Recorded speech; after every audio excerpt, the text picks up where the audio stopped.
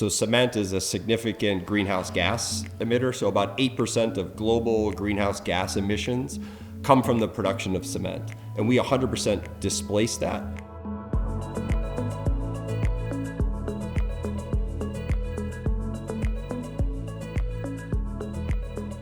CarbiCrete's technology and the innovations that we bring, I think, are very impactful. We see more and more demand from end user customers, but also from producers of concrete products and people who are building buildings to use decarbonized building materials. So we have a great solution that kind of fits right in that space. In terms of what the company and its technology bring, the environmental aspect is clearly number one.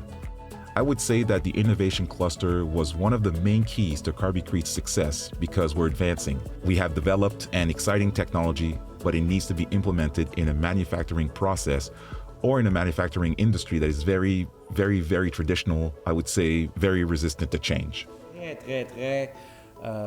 dirais traditionnelle, très résistante au changement.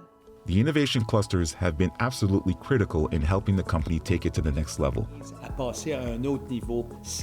Without this kind of support, it would have been extremely difficult, if not impossible, for CarbiCrete to move to another stage because it required significant funds.